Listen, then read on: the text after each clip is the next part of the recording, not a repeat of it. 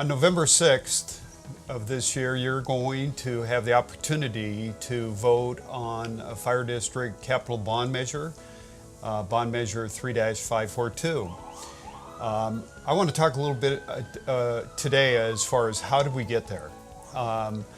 Back in November, the Board of Directors, as part of our fire department strategic plan, asked the staff to evaluate our capital needs moving forward into the fire district, with the fire district's capital needs.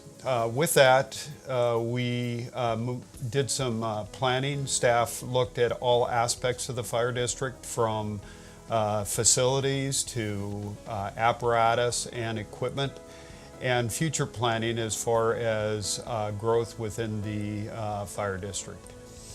So on June 20th, the Board of Directors made the decision to put in front of you the capital bond measure 3-542, which will be voted on in November.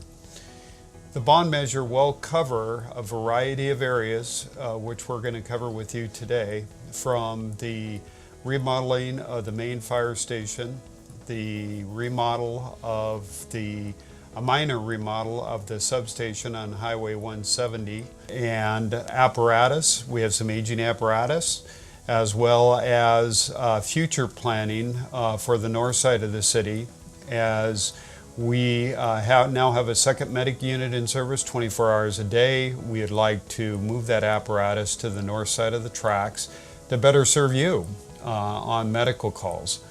We also are going to have growth that's going to happen in the north end of the city. And so we'd also like to look at purchasing some property for a future fire station if it's needed. So with that, you're going to have some other people from the fire district talking specifically as far as what the bond issue is going to do for you as the citizens of the fire district.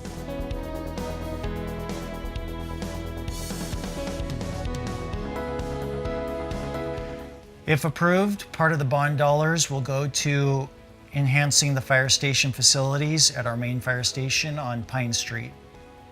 This station was built in 1996 when only 2 firefighter paramedics were on shift 24 hours a day. Since 1996, our emergency calls have increased by over 131%, and the population of Canby at the same time has increased by 61%. We anticipate growth to continue for the citizens of Canby, and enable to serve them better, we will need to add more staff. To do that, we will need to add more beds, a larger kitchen area, and locker rooms, specifically that are also more female friendly. Bond funds will be used to purchase upgraded firefighting and medical response equipment, such as cardiac monitors, so we have consistent access to up-to-date equipment. The Canby Fire substation on Highway 170 south of town. The substation houses 3 volunteer firefighters that are students with us, and also supports 2 fire apparatus. Currently, the substation was built in 1970 and is in need of structural upgrade. So the fire district would use bond funds to buy a ladder truck, to repair or refurbish the engines and medics like you see behind me that are beyond their operational age. This engine is nearing 20 years old. And also the ladder truck's going to help keep our ISO rating down where it is, which will keep your insurance premiums down. We'll be looking at putting in a north side station, a medic response station north of the railroad tracks in the north side of our district.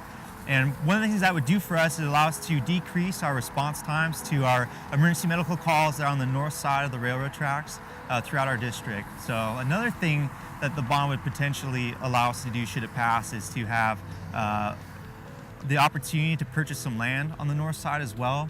And that land would be held in reserve for the potential to build a full station on the north side. Should the population growth continue to expand, should the population increase on the north side of the tracks, then we have that option in the future. The Canby Fire's permanent tax rate is $1.54 per thousand of assessed value. In 2015, our voters passed a local option levy of 45 cents, which brought our total tax rate to $1.99 per thousand.